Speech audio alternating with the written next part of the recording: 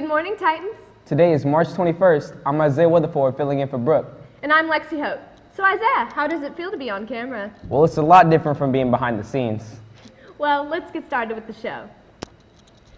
The first ever Girls vs. Boys rally is today. Reporters Batch Chassange and Chris Howell caught a glimpse of the hallway decorations.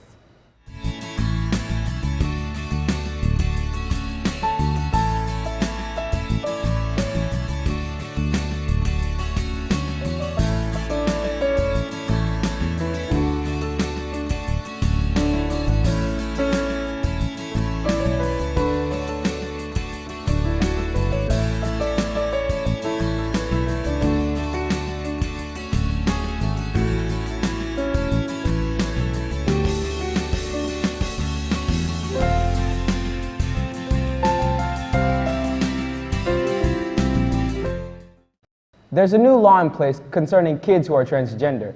Alex Bittner and I filed this story.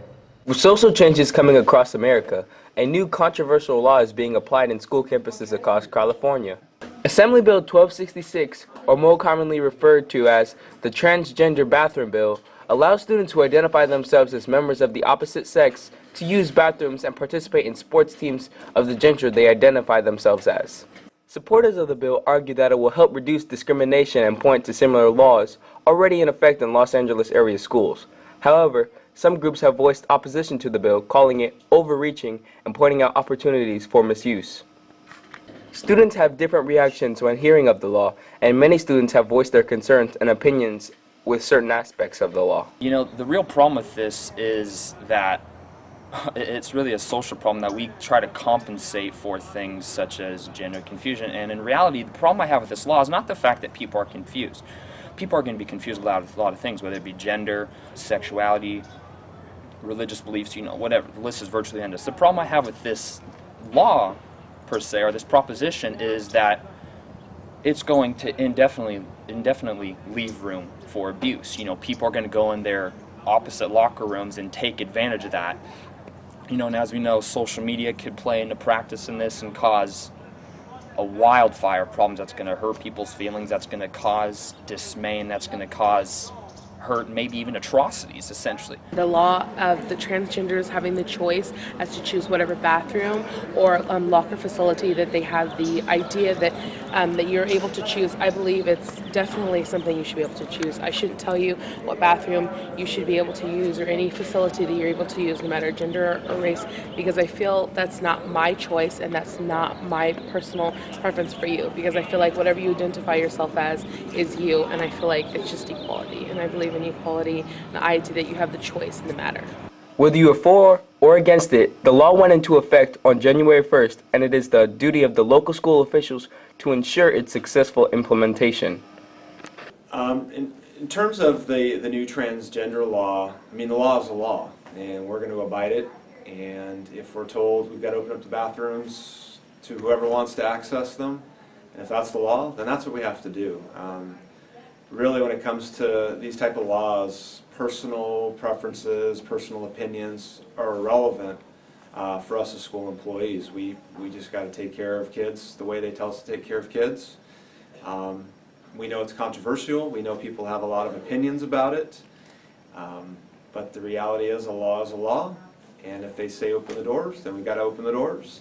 If the law changes, then we follow it that way. The reality is our opinions don't matter when it comes to the rules and the laws that they tell us we have to play by.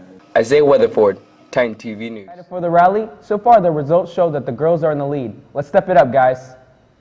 Senior Ball guest passes will be on sale for $5 on March 12th through the 28th. Pick up your guest passes from the Student Services window. Attention juniors. Today is your last day to pick up your junior prom tickets for $30 with ASB and $35 without. Prices go up on Monday to $40 with ASB and $45 without. Although most students stay on campus for all 4 periods, one student travels off campus for the first 2 periods of the day to receive special training. Brooke Carrick and Kendall Kohlhavi filed the story. From 7:30 a.m. to 12:30 p.m., Senior Ryan Spiegelberg travels 20 minutes to the Penn Run Firehouse where he trains to become his dream profession as a firefighter. Starting his passion young, the senior knew he wanted to grow up to become a firefighter, and with the ROP programs offered by the Roseville School District, this was a great way to start off his dream. I have all my families in the fire department, and they've always told me cool stories about it. And it's really cool because it's not the same thing every day. You see new stuff every day. You're not just sitting in an office chair. And you get to work with a lot of great people. Although this ROP program takes up 2 class periods, Spiegelberg made sure to complete his A through G requirements early on. First, second, and third period off, and I just come for 4th period, so I'm at the fire station every day. First semester I had first and second period off, and I went to the classroom. So I had to come back then for 3rd and 4th period. The first semester of this program, the senior traveled to Auburn with other teens from the surrounding high schools to take a CPR class and learn how to use the tools at the different fire stations. Ryan's doing really good. He's actually one of our more attentive ROP students. He shows up every day on time, and he's always willing to train and hone his skills to become a better fireman. Not only does the senior train, he also joins the crew on emergency calls and checking equipment. That's the foundation for his skills to either ladder throwing, saw use, techniques for technical rescue, basic EMS. Lays a really good foundation so when he goes and graduates and goes into college courses, he has a lot of the basics done, and he doesn't have to do a lot of review of book work and. After the semester is completed, the ROP program will count as college credits for the first fire tech class. This has been Brooke Carrick signing off for your Channel 5 Titan TV News. Did you buy a yearbook? If not, they are on sale for $80. Be sure to talk to Mr. LeBlanc in room S206 for more information. Seniors, today is the last day to sign up and pay for Sober Grad Night in Disneyland. The cost of $225. An APB representative will be on campus today during both lunches and after school. Now here's Stephanie Alanese in this week's Sports Corner.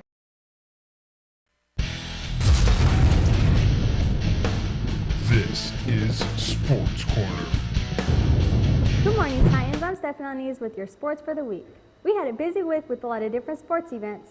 Monday, the varsity boys volleyball team defeated Oak Ridge High School, winning 3 games to 1 with scores of 25-23. 25-18 and 25-17. Congrats to sophomore Devin Elmore for being selected as player of the match by spreading out his 36 assists. Tuesday, the varsity boys volleyball team tammed the El Camino Eagles by being victorious in all 3 games with the scores of 25-12, 25-18, and 25-10. Congrats to David Kravchuk for being chosen as player of the match for having 6 skills. Wednesday, the varsity boys baseball team were defeated by Oakmont High School by a score of 11-7. Chris Howell and Cole Langley were there to see these highlights. Antelope faced off against Oakmont late Wednesday afternoon, looking for the win in a non-conference game. Antelope got off to a good start with an early 3-1 lead and eventually 4-2 lead over Oakmont.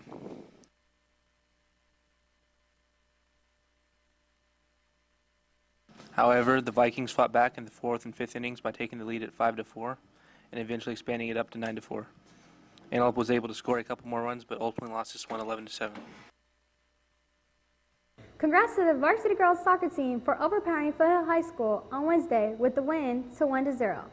Also taking place on Wednesday, the varsity boys volleyball team was conquered by the Whitney Wildcats, losing 3 games.